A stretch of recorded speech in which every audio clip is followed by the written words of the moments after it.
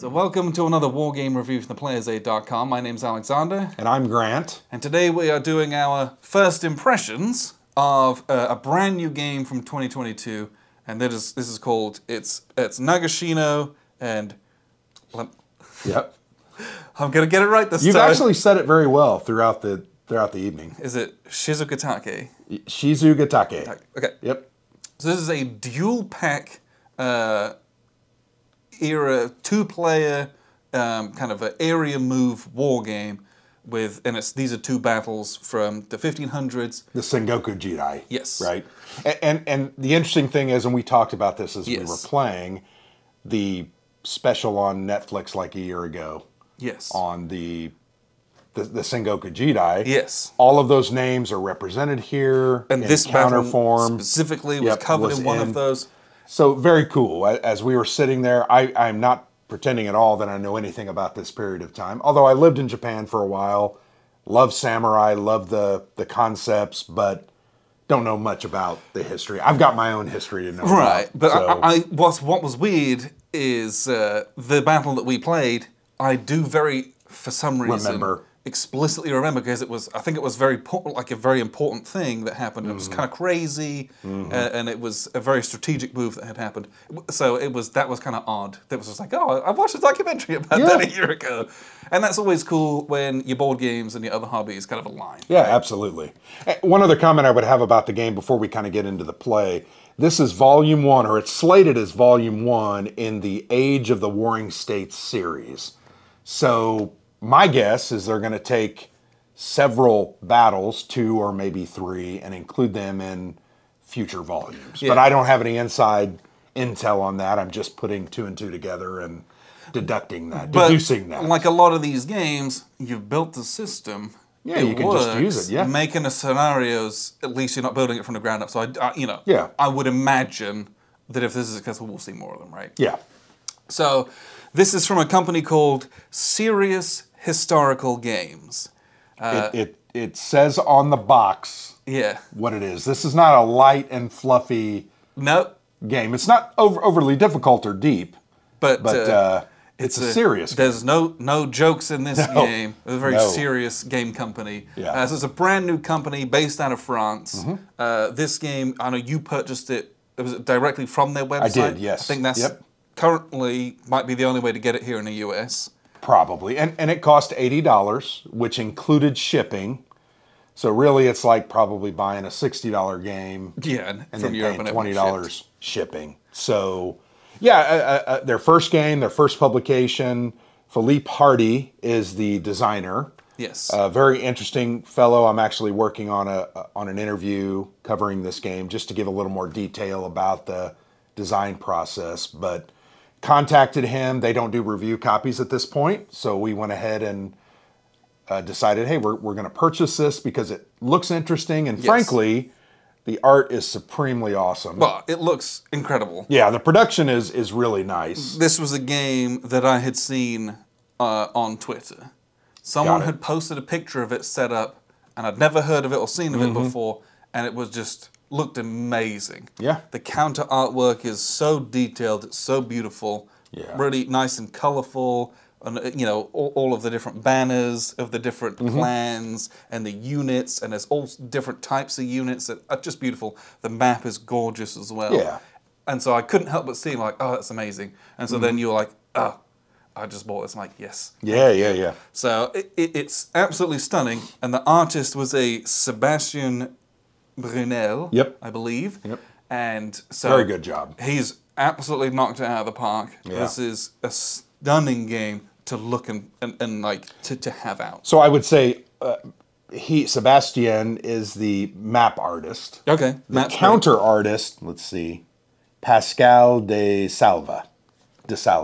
Also crushed it out of the park. That duo can design, well, they can do the artwork for any board game, and I'd be happy with it. It's going to look good. Yeah. The other thing I would say about the art style is it is very Eastern, right? This is the writing, the script, even the way they depict the trees and the terrain is very Japanese-like. Yeah, the numbers denoting the different areas and the terrain types looks like it was done by hand. Yeah, with one of their ink on a parchment. Their type kanji. Thing. Yep, absolutely. Yeah, so it's very thematically deep in that way. I actually even liked also the turn track is each of the spaces are fans. Yes, right, and they're color coded by the time of the day. Yes, and it's not just like here's the blue ones and here's the light blue ones. There's like a fade to it. Real simple stuff like that where you're like, yeah, they put in a little bit of extra effort here, and that stuff really pays off. It's a beautiful game. And they also put a nice little quote from one of the commanders. I can't remember which commander, but once again, those types of touches and elements really set this game off. And if you like this type of period and this type of history and things that relate to Japan and the East, I think this game is going to be right up your alley. Yeah, visually, this is a game where you're like, yeah, war games don't have to be functional. Yeah, right. It is, but it's also almost like a piece of artwork. Yeah, it's really nice great to play around. And it's a double-sided map, and we only played one of the scenarios this evening. We played for about 2.5 hours. Yeah. The other map is a little different, lots more open terrain, but it's also nice in its presentation. So I want to make this comment. We're not starting off on that because there's no game here. Oh, no. The systems used in this game are very unique, very interesting, I think very cool. Very period as well. Yes. Leaders are very important. You have this concept of your formation, which is very cool. Yes. All that ties together into combat and initiative and other things.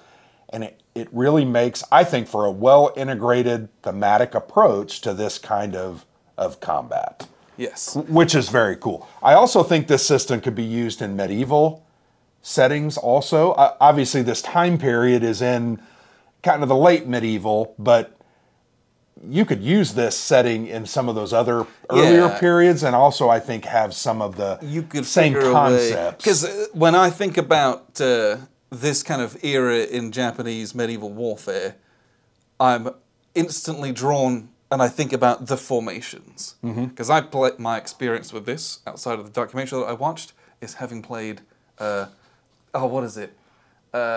Like History of the World? Or... No, it's like Total War. Okay. What the hell is it called? I don't know. There's a Japanese Total War game, and I played the crap out of it. Okay. But in that, you have your big armies, and you're like, oh, I'm going to do the duck formation or the tiger formation. And like it shows you, hey, and it sets your troops up in that way. Yeah. And that's kind of what you're doing here, yeah. And so the formations are so thematic. I'd be interested to see, maybe you modify that to put it into Europe. Yeah, if slightly differently. But the system itself is very, it's not simple, but it kind of is. Well, I would say it's got a lot of depth and crunch to it. But it's not complicated. It's pretty simple. You just kind of follow the sequence of play and you look at the different, a good player aid. I would also say, it needed another player aid. It did have one in French, which was completely useless to us. So I don't read or speak French. This is a bilingual game. It is. The rule book is, how many pages total? It's like 24. 24, but it is 12 pages of French rules, 12 pages of English rules. You get one play aid in English. Dual-sided. One play aid in French. And you're like, just put 2 in there for each language. Yeah, and I understand, it's a new publisher. They're probably learning as well. But I found this is a very good player aid. It was very integral to us being able to understand how to play the game. Yes. Also very important because your formation affects everything. Your initiative, your combat, your defense, and you've got to refer to that fairly often. There's also a tactical combination of units, aka combined arms. Yes. Right? You've got different types of melee, you've got archers, you've got arbalisters, or whatever you want to call that. Yeah, arquebuses. Arquebuses, that's it. Sorry, sound like a moron. But you've also then got your heavy ground troops, and if you can get those all combined into your individual attacking forces, you gain significant bonuses. Yes. And it's very important to, I think, get that, particularly in the scenario we played, the Shizugatake, because it's not a balanced scenario. We talked a lot about that as we played it. It's set up so my side, they're coming in to take the castle. And they don't think that it's well defended. They don't think that there's a lot of army there. And they had volumetrically a large army. Yeah. Its quality might have been suspect. Yeah, not a great fighting force, but then all of a sudden out of the woods come the heavily armored, heavily trained samurai, and they kind of crush them up against the lake and destroy them there, right? And historically, they don't even really make much progress past the lake because they kind of get lambasted. Yes. And we saw that happen there. I was able to fight back a couple of times, but every time I was fighting, I was at a -3 or a -4 on my roll. If you can get those combined arms, that nullifies some of it, so it makes a -4, a -3, or a -2. That's a big difference. It doesn't sound like a lot, but it's a big difference. So yeah, getting combined arms is cool, but it has a lot of those steps. Yeah, the Played was very good. Yes, you just follow it. And it also, like all good play aids, has references to the rules sections in the book. How many times did because I had to play and I'd be like, 8.6, and you'd turn to 8.6, and we would follow it. And the rules, very again, well only set 12 up. pages, but Yep. They're very dense, though. Sure. Large page with a lot of writing. This is a European size of paper, right? You often say Yes, that. yes, It's slightly not 8.5 larger. by 11. It's like, No, this is A4 size, is what we call it. yeah. But it has a lot of dense text, so having these references really helps that. But yeah, but because so much of it is a big example of play at the end of the scenarios, the actual rules are probably about 6-7 pages. Yeah. And so I just kind of read it, and then we played off the Playeds and referred to a section if and when we needed. So it was fairly easy to pick up. I felt like we picked it up pretty quickly. Really, by the end of that first round, I think we had understood everything from the defensive terrain bonuses to the lead attack and lead defense unit differentials, because you also have these tactical chits that you can kind of throw in and blindly into a combat, which was kind of cool. Adds or deletes from the results. That was very cool. That also is based on your formation, which is very unique. But then you just roll your 2d6, you subtract 3 or add 2 and refer to the CRT, and you either get a disorder 1, a disorder 2, or you lose a step or you lose 2 steps. I mean, that's pretty much what it is. Yeah, it wasn't... Not overly complex. No, but like you said earlier, it's very deep and rich. Yes. And that richness this is a game of modifiers. And I know every war game is a game of modifiers, but this one, I felt that a bit more. The pressure to get modifiers was a lot stronger. Yeah. Because some of them are so punitive. If I've got a good force with good melee value and I'm in good terrain, it is almost impossible to attack that person. Yeah, and if you're in a very aggressive stance or a defensive stance, man, it really changes the prospects. That's the depth of the game. Can I adjust my stance to get different tactical chits to add to combats? And do I have a good enough leader to be able to affect that change? Yep. And, do I risk trying to go and make a huge change from a defensive stance, skip all the way middle to ground, all the way to extremely aggressive? That has negative modifiers. Yep. And so I'm trying to manage everything that I can do to change my formation, to change my chits, to change my odds in a potential combat. And then you're like, cool, I've done all of that. And maybe the combat didn't go very well, and you're like, oh no, I need to go back on the defensive again. Well, you've got to change your formation again. Well, and your formation is set at the beginning of the round, so you can't change it in the middle. No. It's got to be at the beginning of the next round. So when you make that choice, you're really setting your direction for that turn. If you know you're going to be doing attacking, you're going to want to be aggressive. If you know you're going to be attacked, you're going to really want to invest in that defensive, because that's about the only way you're either going to survive or the only way you're going to actually do damage. Yeah. So that choice is very key. And then it's, do I back off of that next turn because things didn't go well? Or do I double down and go into very aggressive or extremely aggressive? Well, and the biggest part about the combat system, I actually liked this quite a bit. In this scenario, though, it wasn't cool from my perspective because you had a lot of 7 power units. I think you had 2. Yeah, I started with 2. Combat factors. My highest one was a 6. I only had one of those guys, and everybody else was a 5/4, 3 or 2. Significant difference. When I attacked you, you would choose every time your samurai. So he would have a 7. My attacking guy at best had a 6. So I was always at a -1 or more, depending on what was going on. And then I was in a forest, which is another -2. And I was stacked with my daimyo, who's another -2. You're with your taisho, who's a +1, but like they would keep escalating. And so this is what we talk about then when this is a game of modifiers. You can't make that attack. 2d6 minus 4 or 5. You're going to kill yourself every time. And it will go that way very quickly, and your army will disintegrate. Well, and on 2d6, mathematically, right, your rolls are going to be 5, 6, 7, a majority of the time. This is going to be 6, 7, 8. 6, 7, 8, sorry. Yep. 6, 7, and 8, and a 6, 7, and 8 at a -3. Not good. Two-step losses, basically. And you just can't afford that. No. So you have to pick and choose your fights. You have to get into position, and then change your formation to do what you want to do. But you also can't just continue to do what you're doing, because you got to assess where you stand. What have I lost? What has he lost? When I killed your one samurai, and we actually figured out it shouldn't have been a kill, because we didn't add in one of the negative modifiers. We missed some modifiers.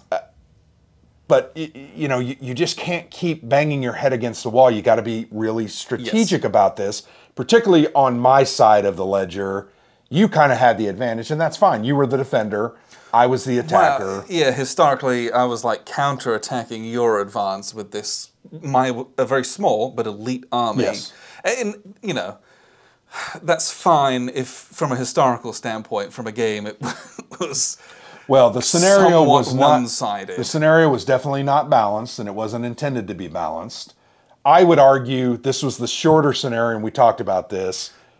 If I'm making this game and trying to do it as an advertisement for the system and the concepts, I would have probably chosen 2 battles that were very, very even.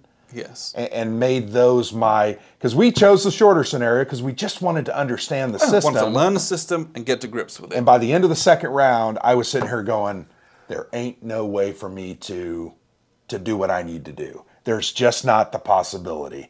Even my better units coming off of the board, and they weren't really that great, what did we figure? At least 3 to 4 turns to even get into the battle? Once they come on with a die roll, at minimum after turn 4.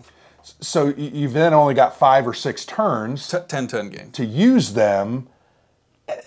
You know, you're going to have to roll a 1 and be extremely lucky. 4 turns to get to siege. So you're only fighting 3 times. 2 to 3 times. 2 or 3 at most. And then furthermore, that castle, because it's a fortified zone, it has a -3 modifier right off the top. Yeah. You've also got a daimyo stacked in there, or was it a taisho? Just a regular taisho. So that's another -1. Man, that's hard. That's a tough nut to crack. And historically it was. Yeah, so sieging a castle, very difficult. That sucks. You don't want to be doing that. But like attacking an army in a forest also feels like sieging a castle. And so that's when we talk about, you know, modifiers. This game is a game, I think, about maneuver. I think is a significant factor in this game, especially in this scenario where, because there was fewer units on the board, there was more space to maneuver. On the other side of the map, there is the Nagashino game has a lot more units on the board, so that might be a bit more challenging. But you have to move and get yourself into a defensive position, maybe to force you to do an attack that you don't want to do. Yes, I'm going to go and do something else, and then you're like, oh no, I just wanted to attack you, and now I've got to figure out a way to defend something else, or to put me off kilter, which is very, you know, art of war, for, you know, trying to get the advantage, which is a nice aspect to it. So it does make perfect sense. One of the combat modifiers on this melee combat modifier table is encirclement. Yes. Right? So it's getting every area that touches the target area has to include your units. Then you gain a zone of control. Or a zone of control. Very difficult. Very difficult because you need the daimyo basically to do that. Well, and you need to be in better terrain than what you're projecting. The way it's set up, you're mostly all going to be in forest, so that's not going to be the case. This scenario, that's hard to do. Which I actually really liked. Fighting in a forest, particularly with this style of fighting. I mean, I've seen The Last Samurai, right? Yeah. Where the poor Ashigaru are standing there with their rifles, and the samurai are charging them in the woods, and it's like they can't see anything. No. They can't do anything, and they get run over. As opposed to at the final scene in that, It's where out they're in the out in the open, open, they're getting crushed. Very different story. Yeah, with cannon backing them up. But that encirclement concept, I do like that about this scenario, because you rolled a 1 and your guys came on the board, which kind of killed it. Yeah. Because now I couldn't do anything because I was fighting off your guys there. If that hadn't happened, I might have been able to encircle your guys. I might have also been able to get the castle encircled to add that modifier, but it was only +1. I kept saying, man, it's only +1. I'm still attacking at a -4. But then it's +1, the -3. attrition of a siege, and at some point you might do it, and then you might get lucky. Yeah, and then I just have to hang on to get those 20 victory points at the end of turn 10, maybe. So I think we're being harsh on judging this scenario after just one play, because I do think I would play it completely differently, although I think you would also play it completely differently. Yes, it would be. You had the initiative that first round.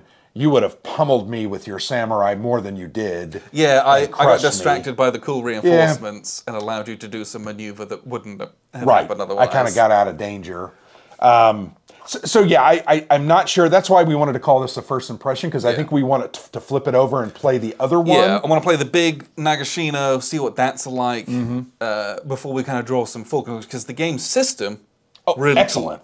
Cool. The best part is that hidden, the hidden information of what formation you're in. Yeah, it's very cool. I'm in this little formation, and that formation gives you a set of 5 chits. So if you're very aggressive, you're going to have like a +2, a +1, a +1, a +1, and then one a -1 defensive +1. and a -1. Yeah. If you're very defensive, you're going to have like 3 -1s and a +1. And actually, I think you're you might have a -2 or even a -3 if you're extremely defensive. Right. But like, I don't necessarily know what you're in, because that formation is hidden under your kind of daimyo or your taisho leader. And so I'm going into some combats. I don't necessarily know what I'm going up against. And you're going to toss out, I've got a -2. And it's like, oh, that skews those modifiers. That wasn't great. I didn't know I was quite going up against that. Yep. But then when I do a different combat later in that turn, well, you've already used that -2. Yep. That was the big guns. But I'm still going to be going up against, I've got a -1. Yep. But then, if I had put myself into an ultra-aggressive stance... You're going to have +3 and +2s. Yeah. That you can do. So if I'm then counterattacking you, it's like... Yeah. Oh.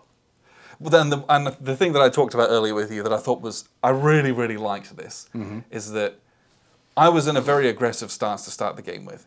You had attacked me, and I had used my only negative modifier. And then you attacked me again, and I had to put in a positive modifier. Because my guys were just aggressive, we're fighting in open stances, we're charging at each other, no one's using any defensive tactics. And I just thought that was interesting, where if someone's aggressive, you can force them into giving you good modifiers when you attack them. And that's a really neat concept, where it's a little bit of gaminess, where you can like bait people into wasting a good modifier or ensuring that you have a good modifier because they're saving their good one for some other more key battle as you pick up other things. That's cool. But I think that's what Command is about, right? Making sure your troops are prepared to do whatever they need to do. If you overestimate what you need to do and you do the wrong thing, you set yourself up for easy counterattack, and you're not defensive. So you know what? You're wide open. Your flank's exposed, and you have to throw a +1 in there, and that makes it easier for me to hit you. I like that as well. I think I had one opportunity or one thing like that where I attacked or you attacked me and I only had positives. So and it doesn't feel good. No, You're absolutely right. It doesn't feel good, because on the defensive you accumulate negatives. You want to make it lower, and on the offensive you want more positives. Yeah, when someone attacks you and you give a +1, you're like, ugh. Yeah, because that goes from it being, it's a net swing, right? That -1 and +1 we're going to cancel out. It's going to be a 0, but now I've had to put one in. Now it's +2, and it's like, oh. Right. I overall, and we talked about this, really enjoyed the system. Yeah. The combat's cool. The initiative system is cool. The formations are really interesting. I even like the tactical combination of the different types of units. Very cool. I would like the opportunity to have those different type of units. in a scenario so that I can experiment with that. I didn't really have much of that. Lot to like here. I think this is a very cool and interesting system. It's beautiful. Yeah, and it's gorgeous. I just think we chose the scenario. And I would say, Philippe, maybe put a different scenario in your first game. That's my opinion. Yeah. And opinions are like, you know what, everybody's got one and they all stink. It might be an important historical scenario, but it is. Because you're trying to draw people into this game. And I can tell you, I like to win. I think you like to win. We don't care about winning when we're first playing games. We really don't. I like the game to be... I want it to be competitive. Yeah. I do. To some extent. I want each of us to have our own benefits and our own positives, and maybe those cancel each other out from time to time, or there's some differences, but I want to have some advantages. I didn't have much advantage here. No. Right? You had it all. The table was tilted in your direction, and everything kind of came, and that's all right. And you could play this solo, but then... There's too much hidden information. That's what I would say. And I know a lot of people are going to say, can you play it solo? Yeah, you can. You could. There's just a lot of hidden information. Yeah, though. you give up the hidden formation, and then you got to figure out a way... But you probably just do like, this is what would happen, or the most sensible. Or you do it randomly. But or you draw it out of a cup. I mean, then it's not the tactical known. Shits. Yeah. You could do that. I don't know, these kind of games with those counterbalanced, mechanics, that's what is fun about them. And right? It's got great two-player mechanics. Yes, absolutely. You can fudge it solo, but it's got really good two-player mechanics. Yeah. But yeah, this is a game where, before we do more on it, we're going to flip this over, play the Nagashino side, and... I've got very high hopes for that. Well, we've worked all the bugs out. We understand the system. We understand how it works. Give it a week or two. I want to play it again, and I think we'll have a completely, hopefully a more balanced experience where both of us are competitive, and we'll see even the greatness in the system more. And, twice as many units. Yeah, it's going to take longer. Yep. It's a bit beefier. It's like a 4-hour scenario instead of like a 2-hour scenario. Yeah, this took us a little over 2 hours, and that was with learning it. Yeah, that was. And I learned a lot. I would do things a lot differently. And I guess the nice part about it being a smaller scenario is it had a good pace to it. Yeah, it went very quickly. Well, it's one of those things where I activate a formation, you activate a formation. So I'm never activating everything. You're sitting there getting pummeled. It's I go, you go. Yeah. Right? And whoever has initiative goes first, which is very important sometimes. Sometimes I'm like, I'm okay. I want to see you beat yourself to death. Doesn't necessarily matter. Yeah. But I want to play this, and I want to play the other scenario and really experience the larger battle. But once again, first impression of this game, it's very good. The systems are very good. The mechanics are very cool and interesting. Art, counters, map, box. I even thought the rules were pretty good. There were a couple instances where that translation concept... There were a few things where you're like, that's not right, or you've used a double negative here, and that changes the meaning of the rule, but I know that you didn't mean that. What was the one that it's not secret, or something like that? It was to not keep something not secret. I was like, Because the initiative part is pretty interesting, because you roll your d6, you then add the quality level of your leader, your lead leader. That's anywhere from a 3 to a 5, I think. And then you can throw in your modifier from your formation or your stance. But you can also say, you know what? I'm not going to divulge that. I don't care about that +1. I'm just going to let it go. And you roll, you add that in, and that's how you decide. We talked about it. I'm like, that kind of sucks a little bit. Yeah, because then I'm not going to get initiative. You have to sacrifice your modifier and roll just the d6 plus your quality of your leader, and you're like, to keep it secret. That's tough. Yeah, and all of that's optional rules where you keep your formations hidden. You can play it with formations out in the open. It's just not as... I don't think that's as cool. No. I mean, you've got a really neat system for that. Yeah. And that's... You want to...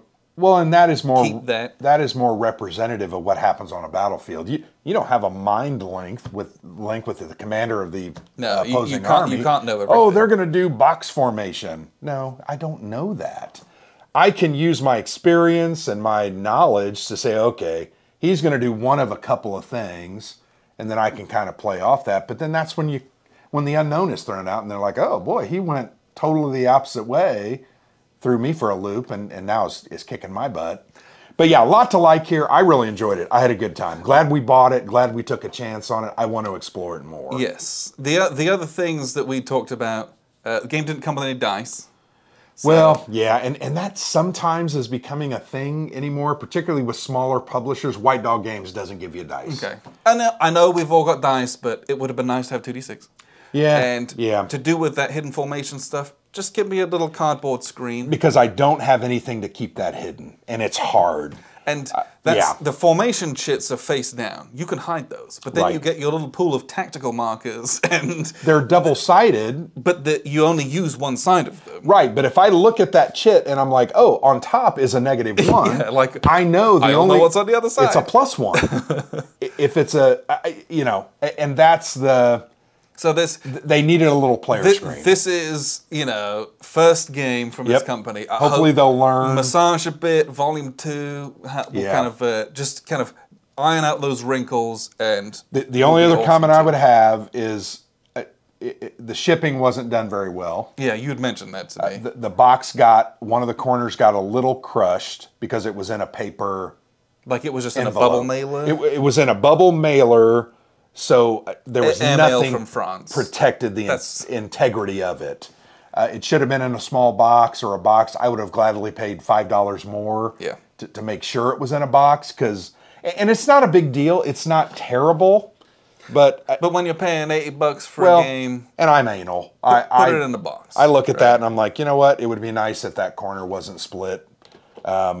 It'll never be, once we play it, we put it away and it's on the shelf, it'll never be known. You'll never see that. But a bubble mailer, airmail is very risky. Yeah.